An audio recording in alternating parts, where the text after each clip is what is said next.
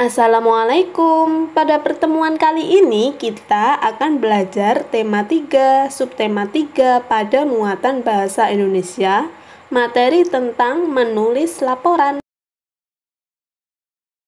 Pada pertemuan sebelumnya kita sudah belajar tentang wawancara dan membuat daftar pertanyaan yang baik.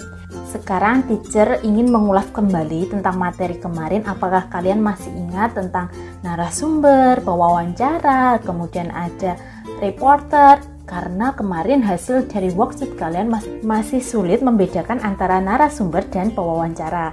Kita ulas kembali ya. Wawancara merupakan kegiatan tanya jawab kepada seseorang untuk mengetahui informasi yang lebih dalam, ya, diingat ya. Kemudian sekarang si narasumber atau informan adalah orang yang dimintai opini atau informasi dalam proses wawancara. Sedangkan pewawancara atau wartawan, reporter adalah orang yang mewawancarai atau orang yang mengajukan pertanyaan. Masih ingat ya?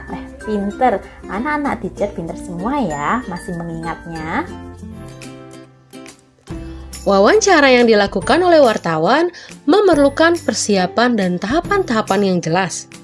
Selain memperhatikan hal yang harus dipertimbangkan dan melakukan persiapan, juga memperhatikan etika melakukan wawancara, kita juga harus mengetahui langkah-langkah membuat laporan wawancara. Langkah-langkah untuk membuat laporan wawancara, yang pertama, latar belakang. Kita harus menuliskan alasan melakukan wawancara. Contoh, kami siswa kelas 4 mendapat tugas untuk melakukan wawancara tentang pembuatan tahu di pabrik Jaya. Yang kedua, maksud dan tujuan. Selain menuliskan latar belakang, kita juga harus menuliskan maksud dan tujuan melakukan wawancara.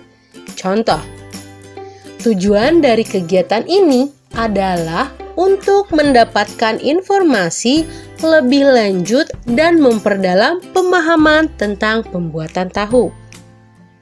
Yang ketiga, topik wawancara. Kita harus menuliskan topik wawancara yang akan kita lakukan atau yang telah kita lakukan. Contohnya, pembuatan tahu. Yang keempat, waktu dan tempat kejadian. Kita harus menuliskan waktu dan tempat wawancara, kapan dan di mana wawancara itu dilakukan.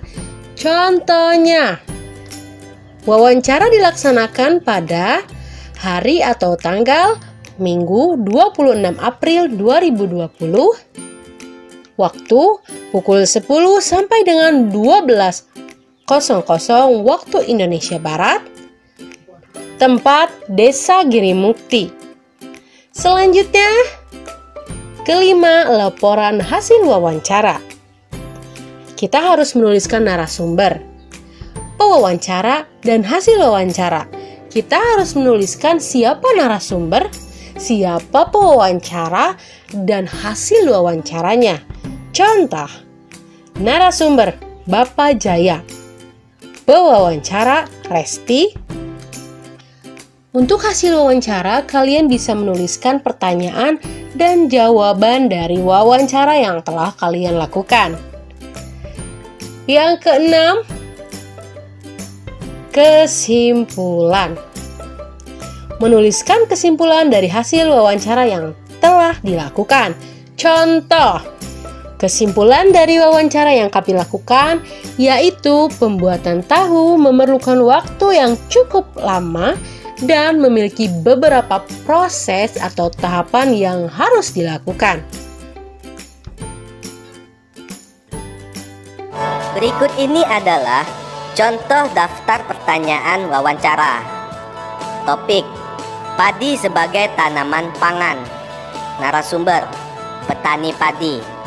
Berikut daftar pertanyaannya. 1. Apa yang dihasilkan dari tanaman padi? 2.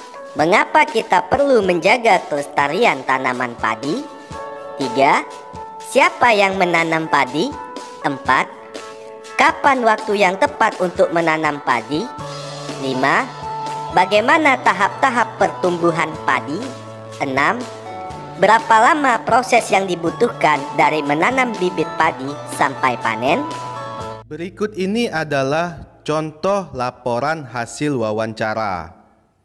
Pada contoh ini terdapat latar belakang, kemudian ada maksud dan tujuannya, topik wawancaranya, hari, tanggal, waktu, dan tempat wawancara ada pada contoh laporan ini. Juga nama si pewawancara dan nama narasumber. Kemudian pada hasil wawancara kita menuliskan jawaban-jawaban dari narasumber itu ke dalam berbentuk sebuah paragraf.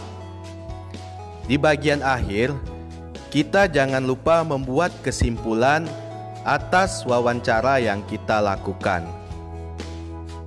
Selanjutnya, kesimpulan hasil wawancara. Kesimpulan hasil wawancara merupakan keseluruhan isi wawancara yang telah kamu lakukan.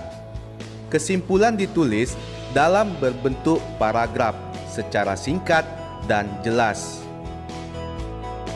Langkah-langkah menulis kesimpulan hasil wawancara. 1. Tulis jawaban secara jelas dan rinci sesuai pertanyaan. 2. Baca dan pahami kembali jawaban narasumber. 3. Lakukan pengelompokan jawaban yang mengandung inti topik wawancara. 4. Tentukan ide pokok yang mengandung topik wawancara. 5. Tentukan kalimat utama yang menjadi inti pembahasan wawancara. 6. Tentukan kalimat penjelas yang mendukung inti topik berdasarkan jawaban narasumber. 7. Gunakan kalimat efektif agar kesimpulan tidak terlalu panjang dan bertele-tele. 8. Gunakan bahasa baku sesuai kaidah agar mudah dipahami. Berikut ini adalah contoh kesimpulan hasil wawancara. Tanaman padi akan tumbuh subur di daerah dataran rendah yang panas, mengandung banyak uap air, dan memiliki curah hujan yang cukup. Tanaman padi berkembang biak dengan biji. Bagian-bagian dari tanaman padi yaitu akar, batang, daun, bunga, buah, dan biji. Tanaman dimanfaatkan sebagai tanaman pangan oleh sebagian besar masyarakat Indonesia.